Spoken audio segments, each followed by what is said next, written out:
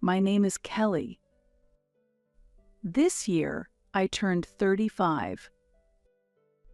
On a summer day filled with the sound of cicadas, I was called to the president's office.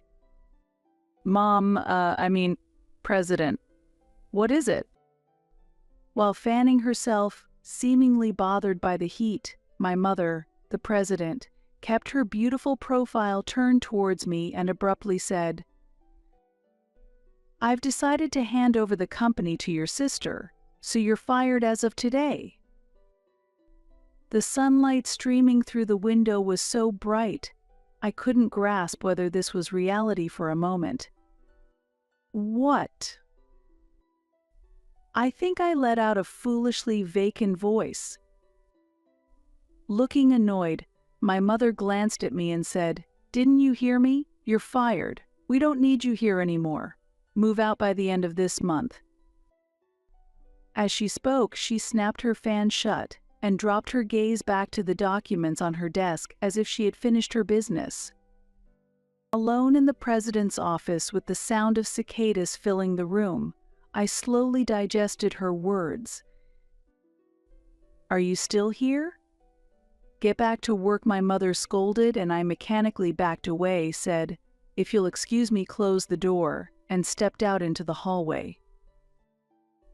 Our company was a small 2-story building with about 10 employees, all involved in demolition work. It was a family-run business. My mother was the president, my aunt and her husband the vice presidents, and my mother's cousin and her spouse the managing directors, with almost all authority being in my mother's hands. After high school, I worked at an accounting firm, but at 25, when told by my mother that we had no accountant, "Are you going to abandon your family in trouble? You'd be the last to suffer," she somewhat forcibly pulled me into the company. Moreover, my assigned tasks were not limited to accounting. My mother dumped everything from clerical work to miscellaneous chores on me.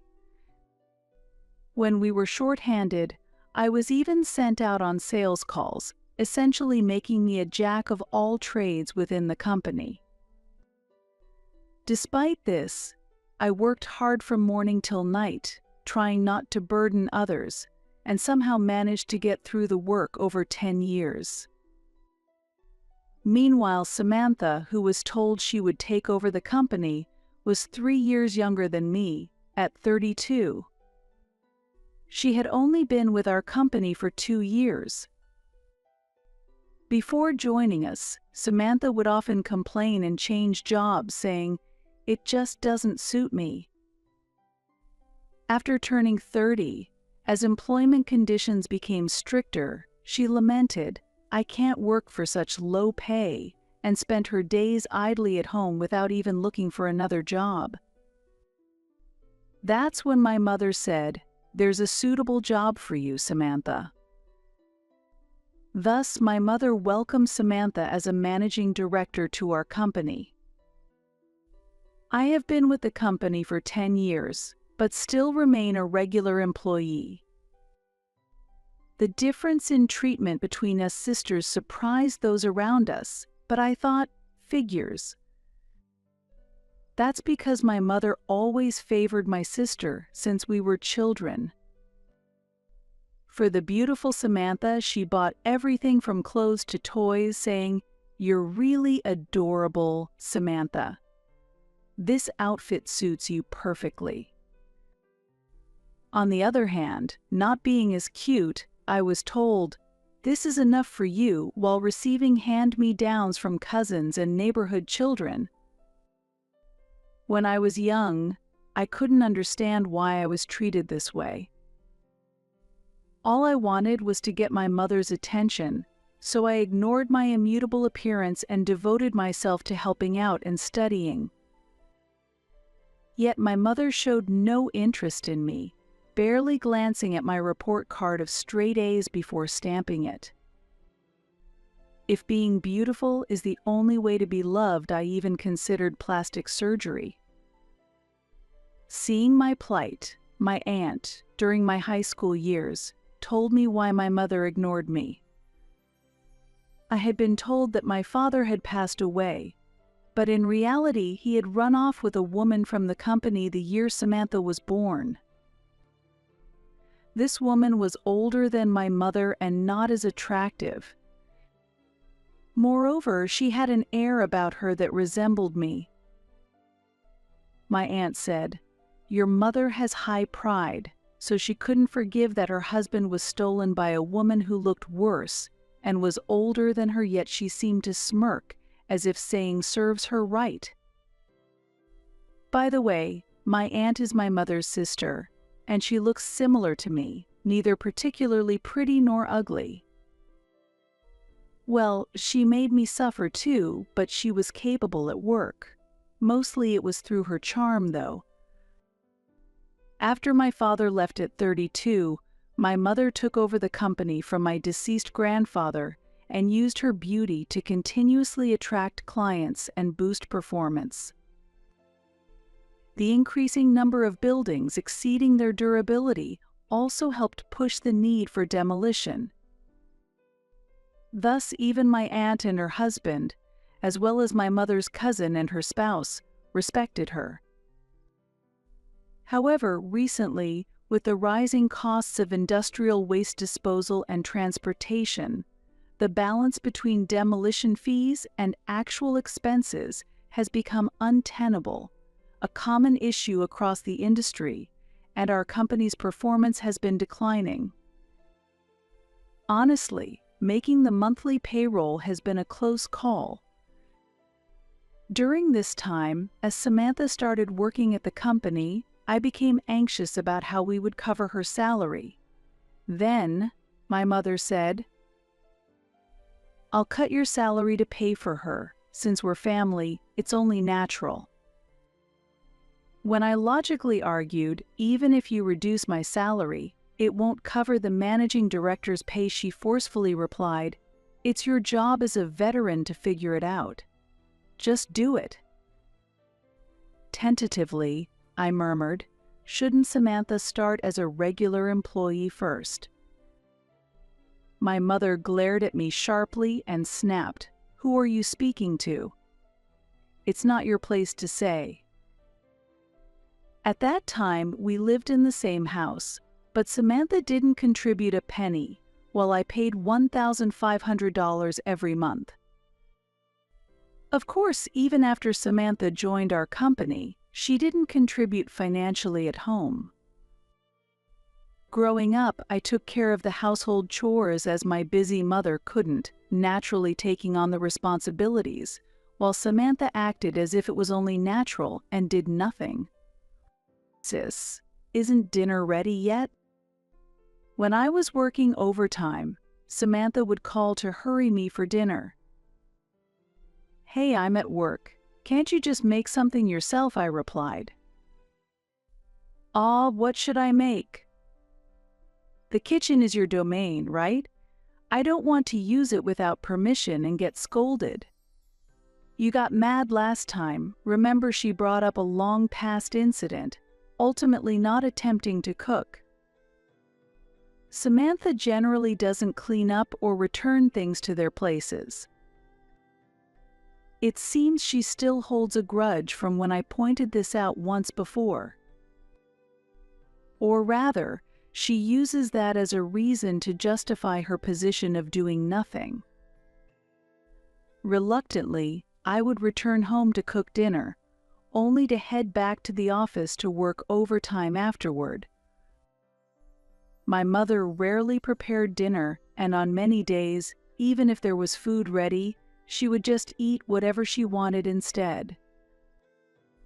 Lately, as my mother began taking Samantha out for business more frequently, the need for me to cook dinner decreased, but the costs of these outings continued to trouble us.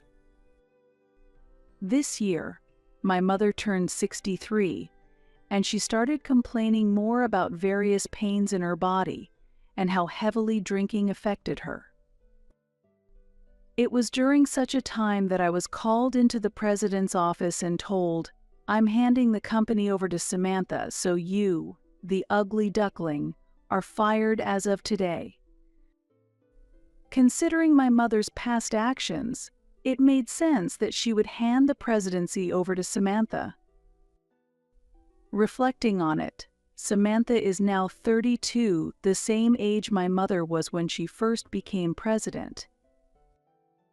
Perhaps my mother thought that Samantha could use her beauty to attract clients just as she had. However, the idea of being fired because of my appearance was something I simply couldn't accept.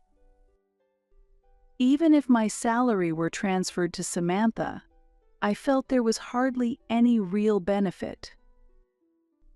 When I discussed this with my aunt, it seemed the news of Samantha becoming president had already spread among the employees.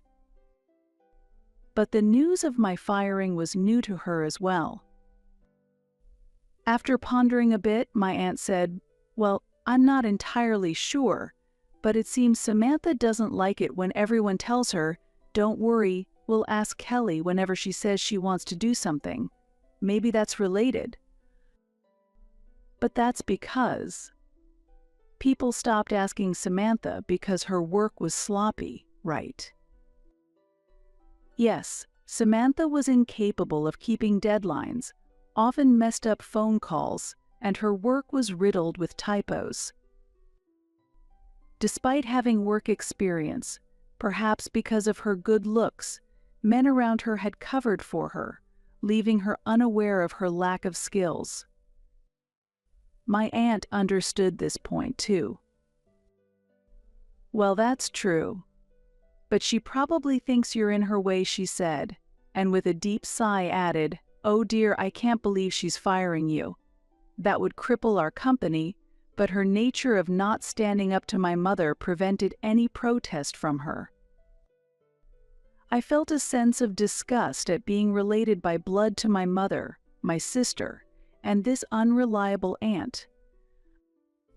"So both my mother and my sister dislike me," I said in a dejected tone, to which my aunt hesitated before replying, "Well, yes, your mother is harsh, but you might be better off working elsewhere.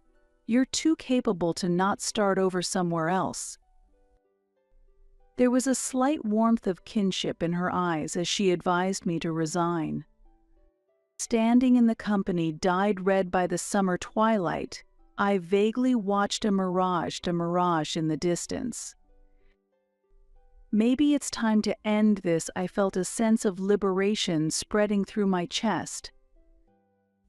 Turning to my aunt, I smiled calmly for the first time since joining the company. Surprised by my smile, my aunt returned it with a sad expression. Then I spent my remaining days busily preparing handover documents and organizing everything for anyone to understand, and before I knew it, the end of the month, my last day, had arrived.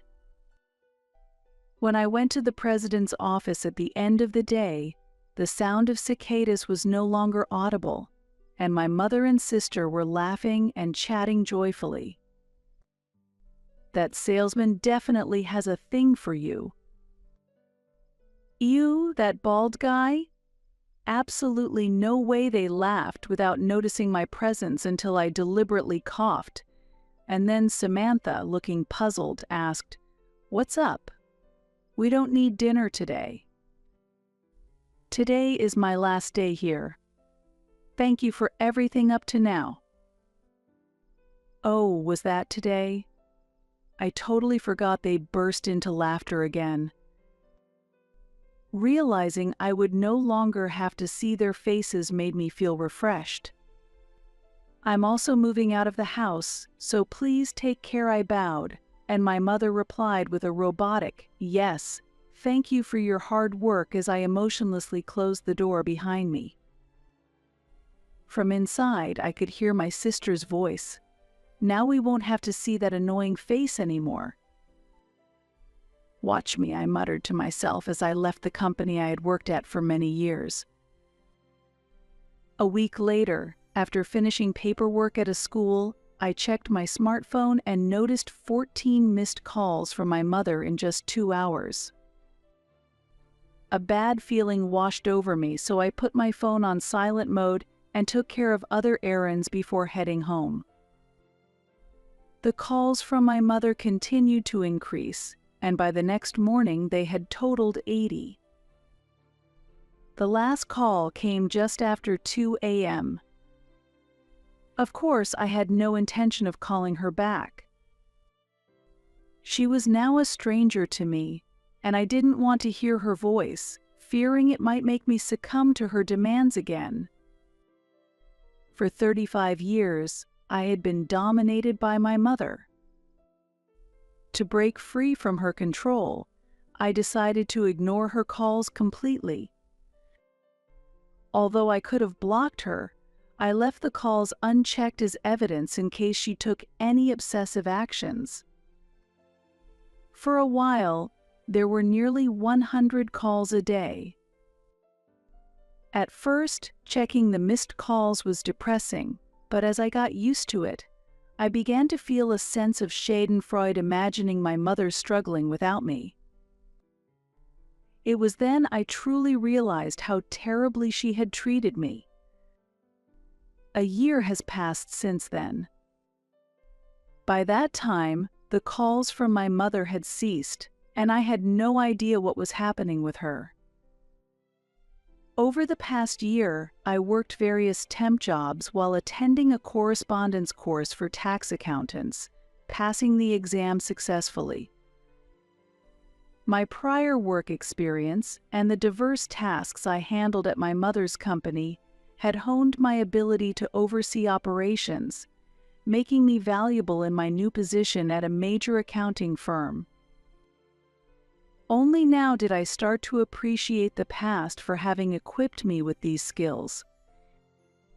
My colleagues at the new workplace were all kind, and we helped each other progress with our work, a stark contrast to the days when everything was dumped on me, and I had to research and work alone until midnight. One day, while visiting a client near my mother's company for work, as I passed by my mother's company, the windows and entrance were noticeably dirty, and the houseplants I had taken care of were completely withered. On the way back, I unexpectedly ran into my mother coming out of the company. Upon spotting me, she exclaimed, "Oh," and approached me. Instinctively fearing I would be scolded, I covered my face with my bag, but she came closer with an unexpectedly affectionate voice. "Oh my, where have you been, Kelly?" I felt a wave of disgust and shrank away. "Do you know how many times I called you? Did you change your smartphone?" It seemed that it never crossed her mind that I was ignoring her calls because I disliked her. After all she had put me through, I was utterly baffled by her way of thinking. Ignoring my stunned expression, she continued, "Oh, but I'm glad I found you. Look at the state of this company. Isn't it terrible? Come back starting tomorrow. I'm not mad." "What?" Like I said, "I've forgiven you for leaving a year ago, so please come back to the company tomorrow." It took me a moment to comprehend what she was saying. In her mind, it must only be the image of a young me running back to her in tears that remained. "Mom, I'm already working at another company, and I'm enjoying it there." As I hesitated to tell her, her expression suddenly turned demonic. "What? Even though our company is in such a mess, who cares about other companies? You belong to me," she yelled in the middle of the street. "Wait a minute. You're the one who fired me, right? What about Samantha? What happened to her?" Snorting, she retorted, "Seriously, I thought Samantha would be more useful, but she messed up by dating 3 clients at the same time. It all fell apart instantly. It would have been fine if she hadn't got caught. Then I put her in the office for a while so she wouldn't be seen, but she can't even clean properly, and she's terrible at accounting. We can't afford to hire someone else. It's really troublesome." After venting her frustrations, she smiled at me and said, "That's why it's your turn, Kelly. Our office has been a mess since you left. You need to take responsibility." Before I resigned, I had created a proper handover manual and explained everything to Samantha. Most likely, Samantha didn't check anything, and my mother probably didn't listen to that part. Even if she did, she either doesn't remember or pretends she didn't hear. After all, there's no responsibility to speak of when she was the one who fired me.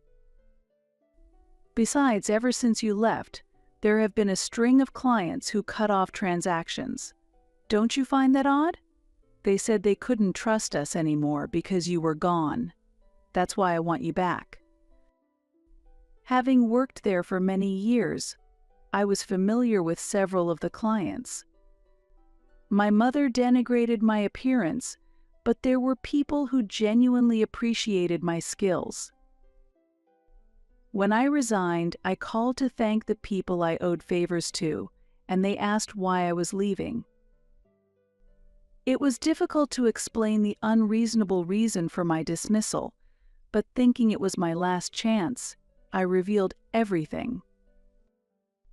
It seems that after hearing why I was fired, these clients decided to stop dealing with my mother's company. Their approach is always the same. They push things through by force, shift the blame onto others, and leave all the cleanup to someone else. This has always been their modus operandi. Biting my lower lip, I thought of the kind faces of my current colleagues, reminding myself that this was the real normal world, and I had been in an abnormal environment. I vowed not to succumb to this pressure anymore. Responsibility or not, it was you, the president, who fired me, Mom. Sensing a change in my tone, my mother briefly looked surprised. And besides, wasn't the reason for my dismissal that I was unattractive? Before I knew it, our argument had drawn a crowd, apparently intrigued by the spectacle. My mother, noticing the stares from those around her, hesitated before saying, "Did I really say that? Could you have misheard me?" "No, I heard you clearly. You said you were handing over the company to my beautiful sister and firing the ugly one. I could not comprehend what you meant. I've worked hard for 10 years, yet you decide to hand over the company to Samantha, who has only been here for 2 years and hardly does her job properly. I question your judgment." As I spoke forcefully, a murmur ran through the crowd. "Really? Is that true? Her own mother said that. Isn't that crazy? Are they really related?" Some even began recording the scene, but I was too filled with anger to care. My mother's face paled under the accusatory glances, and she began to sweat. "Kelly, you've misunderstood. Let's discuss this inside." "Misunderstood? What's misunderstood? If you didn't say it, why not clearly state that right here?" She fell silent, and the people around started whispering, "Ah, she's gone quiet. Then it must be true." I can't believe it, people began whispering in disbelief. Suddenly, something in my mother snapped.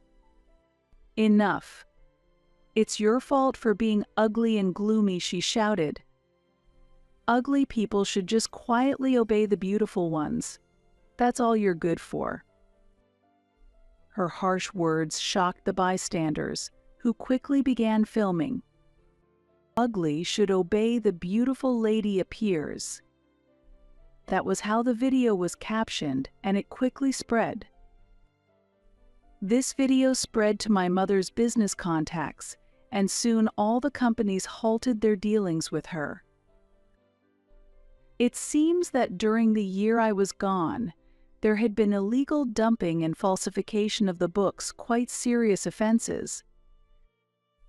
As the video spread, one by one, the clients severed ties. Ultimately, the company went bankrupt, and my mother and Samantha, now without an income, visited my apartment once, but of course I did not open the door.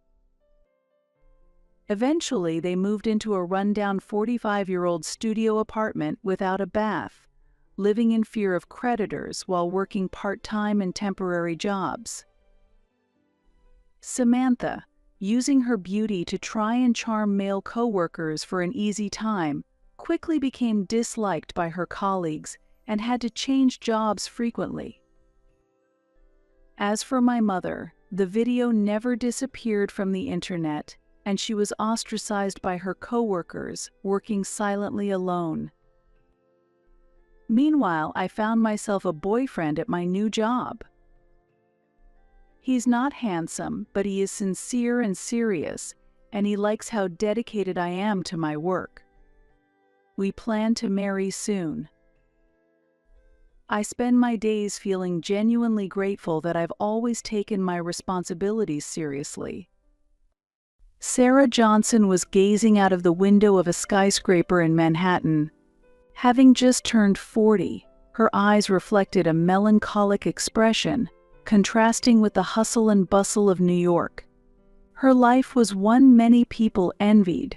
She had succeeded in the marketing industry and was thriving as an executive at a top advertising agency.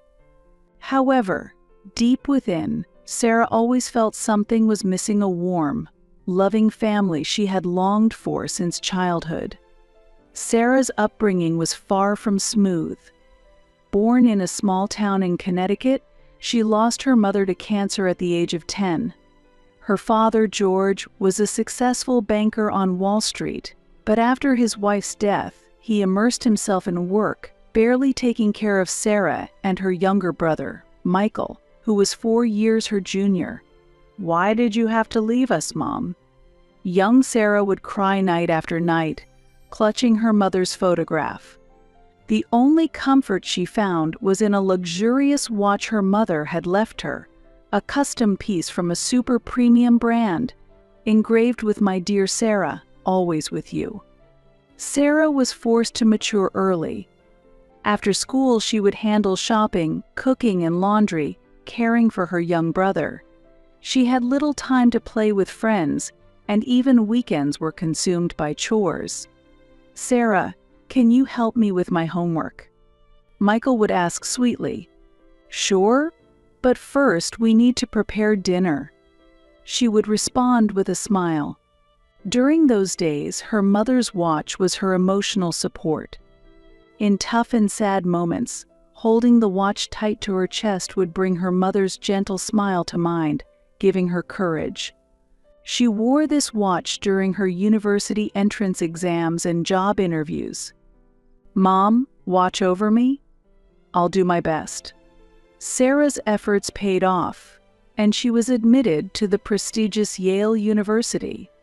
There, she became fascinated with the world of marketing. After graduating, she moved to New York and secured a job at an advertising agency. Her talent and hard work quickly made her a notable figure in the industry. At the age of 30, Sarah met Tom. He was an aspiring musician with a charming smile, whom she met after a live performance at a bar. "Your eyes are beautiful, like a starry sky," Tom said, instantly falling for her. Sarah was drawn to Tom's brightness and kindness, particularly impressed by his passionate talks about his sister Jessica. "My sister is amazing, really. She's an actress on Broadway. I'll introduce you to her someday." As Sarah's relationship with Tom progressed, she began to believe that the ideal family she had long dreamed of might finally become a reality. She hoped that Tom's love for his family would extend to their new family as well. The wedding was held on the rooftop of a hotel overlooking Central Park. With the shining Manhattan skyline as a backdrop, Sarah was radiant in her pure white wedding dress. "I, Sarah, take you, Tom, to be my husband, to love and to cherish, in sickness and in health, in wealth and in poverty, and to walk together forever." The guests shed tears of emotion at Sarah's vows. However, unbeknownst to everyone, this happy moment was also the beginning of upcoming trials. Initially, married life went smoothly. Sarah struggled to balance work and home, while Tom continued his music career and worked part-time. A year after their marriage, they were blessed with a boy. Named Ethan, he became a new light of hope for Sarah. "Hey Tom, doesn't Ethan look just like us?" Sarah smiled happily while holding the newborn baby. "Yeah, really. But his eyes resemble yours. He'll surely become a smart kid," Tom replied proudly. However, with Ethan's birth, cracks gradually began to appear in their relationship. Tom was not active in parenting, leaving all the nighttime feedings and diaper changes to Sarah. Yet, Sarah did not complain. From her own childhood experiences, she knew how crucial the presence of both parents was for a child. "It's okay, Ethan. Mommy is here," Sarah whispered gently as she soothed the crying Ethan at night. Meanwhile, Tom remained immersed in his music, and his time at home gradually decreased. It became clear that he was spending most of the time he was away at home with his sister, Jessica. "Sorry, Sarah. Jessica got a new role today. I have to celebrate with her," Tom would say. "But today is Ethan's parents' day in kindergarten. You promised," Sarah reminded him. "Oh, that. I'm sorry.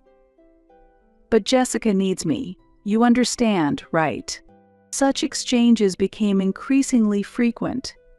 Sarah began to worry about Tom's unusual obsession with his sister, Jessica. She felt very disappointed by Tom's attitude of prioritizing his sister over his own family. However, Sarah maintained a facade of calmness. For Ethan's sake, she wanted to protect her family at all costs. She did not want her son to experience the loneliness of a single-parent family that she had endured. One day, Sarah faced a shocking incident. Returning from work, she opened the drawer of her dresser as usual. The precious watch, a keepsake from her mother, was missing. "That's strange. It should have been here."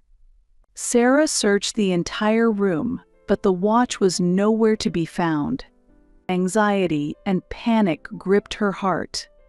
At that moment, she heard the front door open. "Tom, I'm home." "Hey, do you know where my watch is? I can't find it."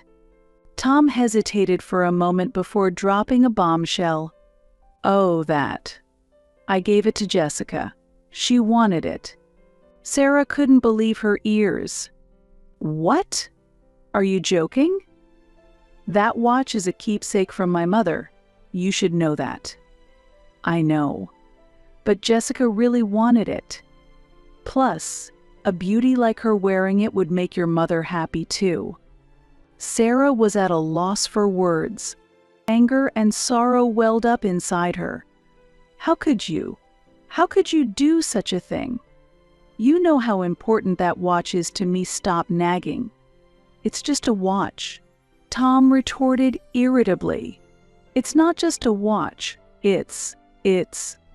Unable to hold back her tears, Sarah's voice trembled. "Enough already. If you're going to nag about it, divorce is also an option." Tom's words were cold, deeply wounding Sarah's heart. In that moment, Sarah resolved that she would no longer endure the pain. For her and her son's happiness, she had to take action.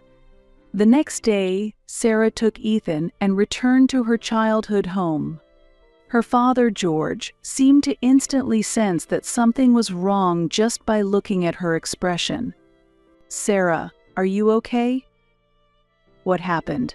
Through tears, Sarah explained the situation. George sighed and embraced his daughter gently. "I didn't realize how much you were struggling. I won't let you be alone again." Comforted by her father's words, Sarah shed tears of relief. She felt the complex emotions she had harbored towards her father for years slowly beginning to dissolve. Then, unexpected help appeared: her younger brother, Michael. He had become a successful lawyer. "Sis, I'll support you with everything I've got. We'll make Tom take legal responsibility." Grateful for Michael's words, Sarah's heart was filled with appreciation. The brother she had cared for since childhood was now ready to protect her.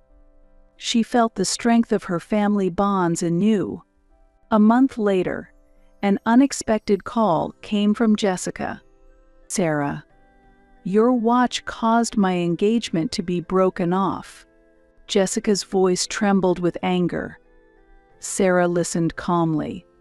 Jessica explained that she had worn Sarah's watch to meet her fiancé's parents. Her fiancé's father, the CEO of a major company, was shocked upon seeing the watch. "This watch was a gift I gave to an amazing woman who worked under me. She passed away from an illness, but I heard it was passed on to her daughter. There's no way you should have it." Panicked, Jessica lied. "I got this from my brother's wife." However, the CEO didn't believe her. He contacted Sarah directly to confirm the truth, and the real story was revealed. "I cannot let my son marry a woman who would take a precious keepsake from her own brother's wife." Thus, Jessica's engagement was broken off. Not only that, but she began to experience strange occurrences. "Ever since I started wearing that watch, I've almost been in car accidents and I keep having nightmares. It's like I'm cursed. I'm returning it. I never want to be near it again." Sarah received the watch with mixed feelings. Relieved to have her mother's keepsake back, she was unsure how to move forward after everything that had happened. It was then that Tom suddenly appeared. "Sarah, if you want a divorce, you'll have to pay alimony, and you'll need to leave the apartment as well." Sarah replied calmly. "Tom, there's no need for us to discuss this anymore. From now on, we'll communicate through lawyers." Tom looked at Michael, surprised. "Aren't you my wife's little brother, Michael?" Michael responded firmly. "Mr. Tom, from now on, I will represent Sarah as her lawyer. Your actions are clearly unjust and could be legally challenged." Tom was visibly shaken. "Just because you're a lawyer doesn't mean you can act all high and mighty. I don't want a divorce. Without mutual consent, it can't happen." Michael remained composed. "Ever since getting married, Sarah has been supporting the household financially. You haven't cooperated with parenting and have been financially dependent on her. Moreover, you disposed of her precious keepsake without permission. These actions are valid grounds for divorce." Tom's demeanor began to soften as his panic became apparent. "Sarah, the divorce is just a joke, right? I was wrong. Forgive me. Let's try again, for Ethan's sake." Sarah responded firmly. "It's too late, Tom. I can't trust you anymore. I'm getting a divorce. I will raise Ethan." Later, through mediation in court, Sarah was able to officially divorce Tom. The division of property and child support were granted, and the ownership of the apartment was confirmed to belong to Sarah. Initially, Tom was reluctant to make the payments, but when Michael showed a readiness to take legal action, Tom reluctantly complied. After the divorce, Sarah started a new chapter in her life. She and Ethan lived in a skyscraper in Manhattan, juggling work and parenting. One day, she took Ethan to the park on a pleasant autumn afternoon. "Mom, push the swing," Ethan exclaimed joyfully. Sarah stood behind her son and gently started pushing the swing. Ethan's laughter filled the park. Higher, higher. As Sarah responded to her son's request and looked up at the sky, white clouds floated across the blue sky. Her mother's face came to mind. "Mom, are you watching?" "I'm doing my best." At that moment, Sarah looked at her watch. It was the keepsake from her mother. The words engraved on the back still warmed her heart. "My dear Sarah, always with you." Sarah smiled. Indeed, her mother was still with her, and she was with Ethan. The love passed down through generations. That was the true bond of family Sarah felt. Meanwhile, life became difficult for Tom and Jessica. To pay for the property division and child support, Tom had borrowed from several financial institutions. Chased by repayments, he had to work day and night. Dreams of a music career had become a thing of the distant past. Jessica, too, was burdened by a substantial debt, a consequence of her lavish lifestyle. Her jobs on Broadway had dwindled, and she had started working as a showgirl in nightclubs. Now, the two of them were living together in an old apartment in Brooklyn. Their former glory had faded, and they were constantly chased by the demands of daily life. "Why has it come to this?" Tom murmured, holding his head in his hands in the cramped room of their cheap apartment. While removing her makeup, Jessica responded with a bitter expression. "If it weren't for that watch." A curse, of all things, coming from that woman. "Enough, Jessica. Stop blaming Sarah. We brought this upon ourselves," Tom said. Jessica fell silent at Tom's words. Deep down, they both understood that their own actions had led to these consequences.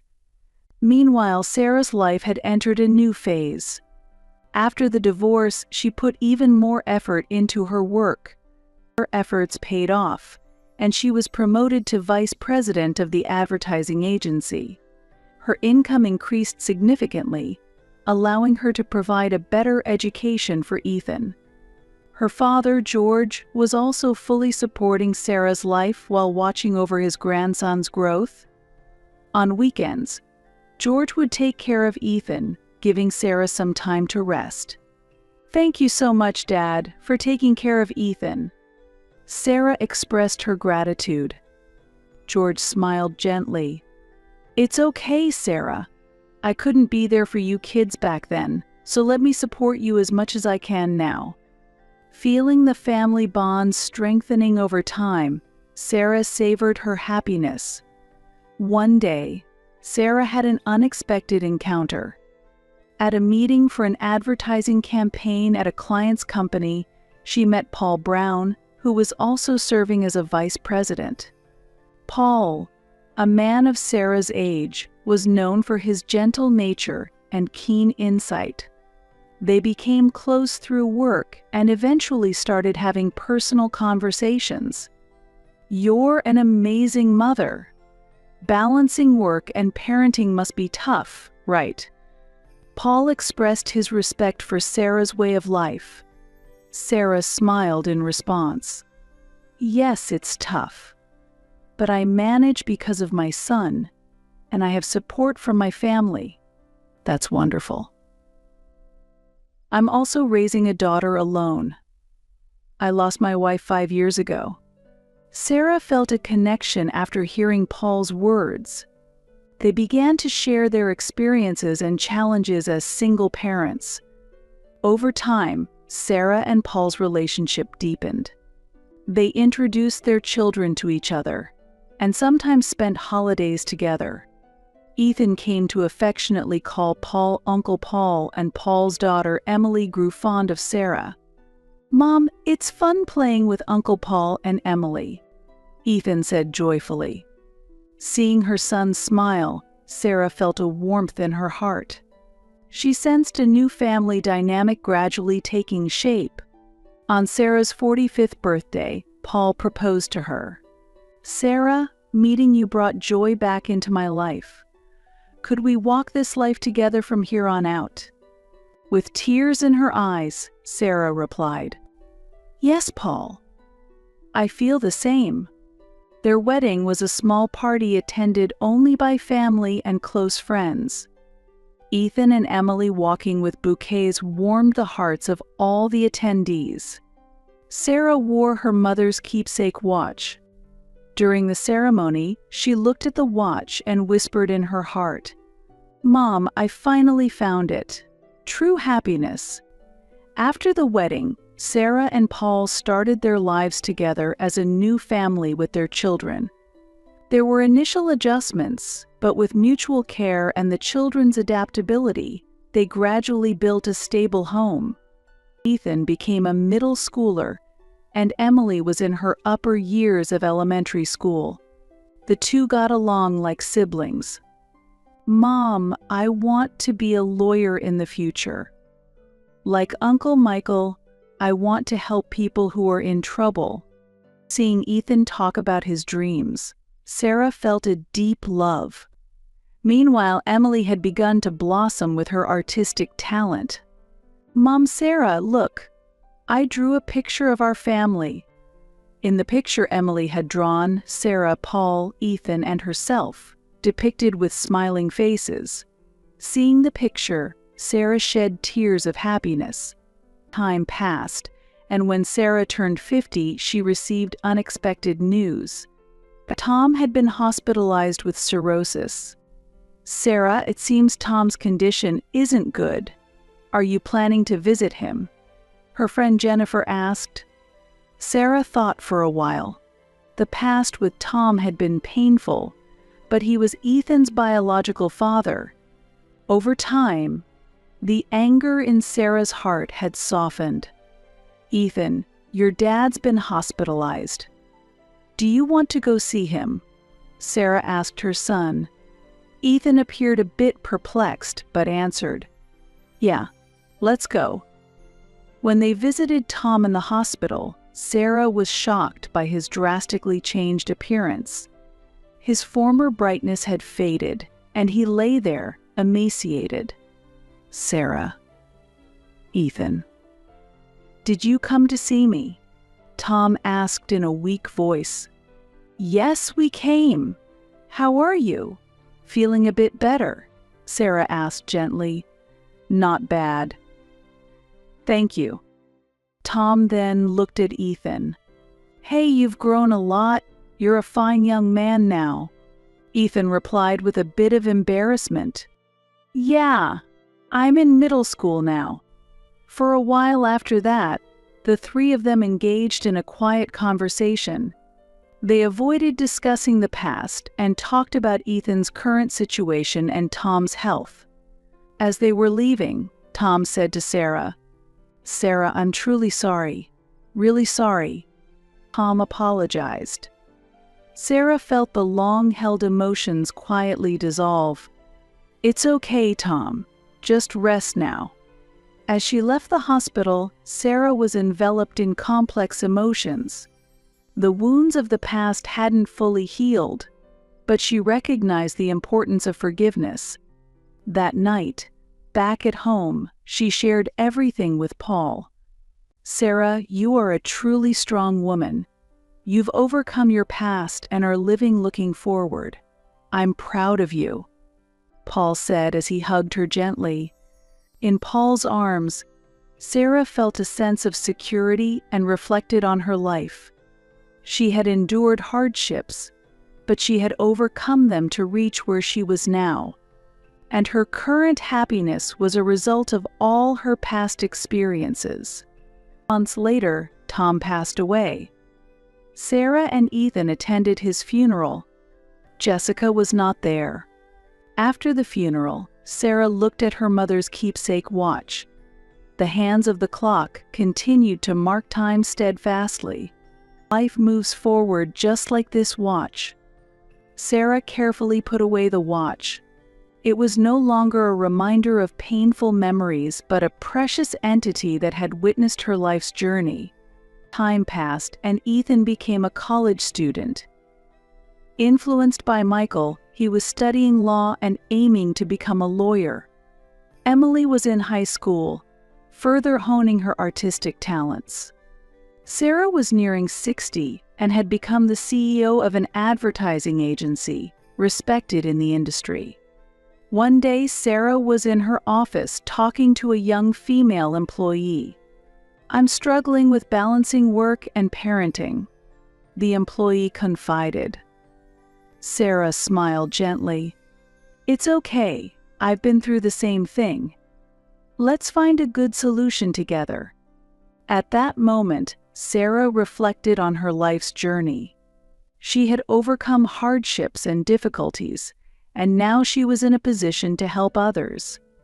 Her experiences were now empowering many people.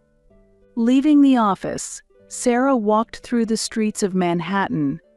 The skyline, filled with towering buildings, had not changed in 30 years. However, her life had changed significantly. When she got home, Paul greeted her with a warm smile. "Welcome back, Sarah. How was your day?" Sarah responded happily. "It was a very fulfilling day. How about you?" The two began preparing dinner while sharing their day's events.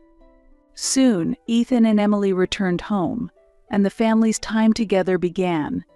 "Mom, I got an internship," Ethan reported excitedly. "I won a prize in an art competition." Emily was also happy. As Sarah proudly watched her children's growth, she suddenly remembered her mother. She quietly stood up and took out her mother's keepsake watch. "Ethan, Emily, have I ever told you about this watch?" The children looked at the watch with interest. "This was my mother's, your grandmother's keepsake. It's something precious that has watched over me for a long time." Sarah read the words engraved on the back of the watch. "My dear Sarah, always with you. Grandma was always watching over Mom, wasn't she?" Ethan said, moved. Emily's eyes sparkled as she added, "Such beautiful words. I want to be someone who can keep caring for loved ones like that too." Paul placed his hand on Sarah's shoulder and gently said, "Your mother would be so proud. You've grown into such a wonderful woman." Sarah smiled through her tears. Her life had not been smooth, but now she was truly happy. All the past pains and sorrows had strengthened her and built the foundation of her current happiness. And her mother's love had always guided her. Sarah looked around at her family. Her loving husband, her dependable son who had grown so much, her talented daughter, and the presence of her mother still beside her. "Mom, I am happy. I finally found the warmth of a true family,"